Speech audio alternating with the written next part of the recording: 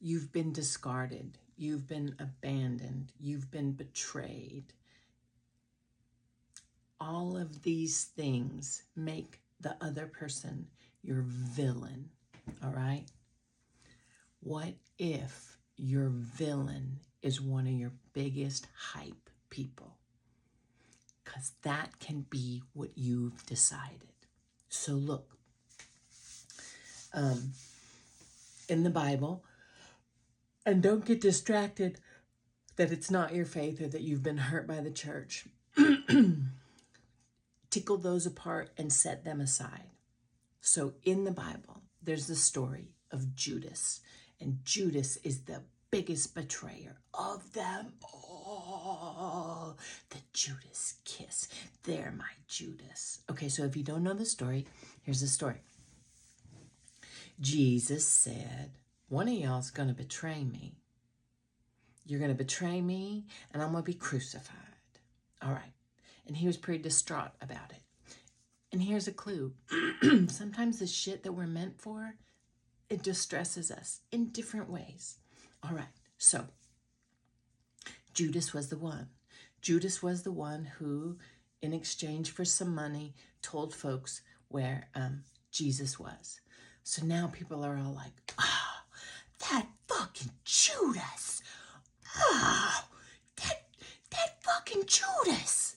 But look, in the story, is it not true that the crucifixion, the descent to hell, the coming back was how it had to be? In the story, the crucifixion, the descent into hell, the coming back was a part of the plan of the redemption. So if Judas hadn't done what Judas did, the rest of it could not happen. So now, there are people that I had a story of abandoning me, okay? And it was my story. Notice this thing too. Like, we tend to have this underlying story about ourselves, that we're stupid, that we don't belong, that we have to hustle for our love, that we're inconvenience for other people, that we're consistently abandoned, so we have to cling on to whoever we can, right? That's just us and human wounding, right? So that tends to be how we mirror, like, our villains. My villains are the ones who have abandoned me, betrayed me, so I am alone. Okay? If I'm gonna do this other thing in my life, how I can look at this abandonment, this betrayal, is that it serves me somehow. You can do other things. You don't have to be wounded to do amazing things or to serve people. But also, if you have been wounded and you feel like somebody is your villain, use them as a push-off. Use them like, when you're swimming and you get in the pool, you just get in the pool and then you push off the wall to start your momentum. You can decide that villain is your momentum, your hype person, the one who pushed your swing, so to speak. Judas was a necessary part of that story. If it hadn't have been Judas, it would have been somebody else, because that shit needed to happen for the story to progress. Did you need to be abandoned? No. But if you already have the story that you've been abandoned, that you're broken, that you're fucked up beyond belief, that you're way too weird for anybody else. P.S. You're not. If you already are like fostering that story and nursing it, because we do, because humans, then why the fuck not use it to your benefit? Because do you, or do you use it as a reason why you poke yourself in your wounds and you dig your fingers around in your wounds and you make yourself sadder and wronger and brokener because of those fuckers? What if those fuckers are your hype squad? What if those fuckers and you in the beginning of time had a contract? All right, if that's what you want to learn, then I'll be your villain. I love you enough to be your motherfucking villain. And you're going to hate me. And I'm going to hate you, or I'm going to hurt you.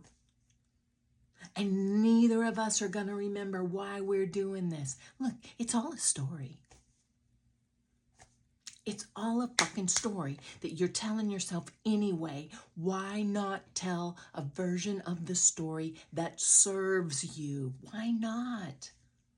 Instead of the version of the story that keeps you stuck in a swamp, turning in on yourself, blaming yourself for everything, muttering to yourself how broken you are and how fucked up your life is. Because you can choose that too. You can. But you don't have to.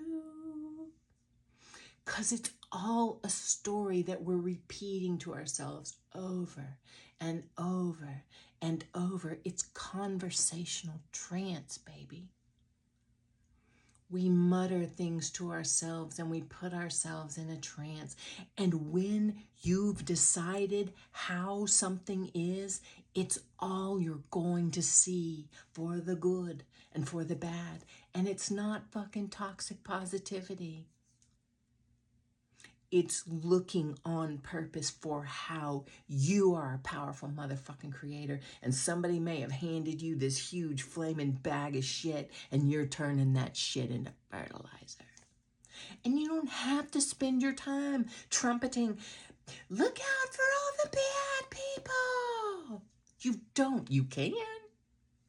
Also, maybe that is what you're here to do. What I am here to do, the story I love to tell myself, is that I get to remind you that those fuckers are your hype squad. You get to choose that. And those fuckers, if you didn't have them, you might just be fine and just go about your regular life and work is fine and life is fine and I go to sleep and I wake up and I eat food. Nothing ever really happens here in Lukenbach. What if? Could be. So, come and play with me.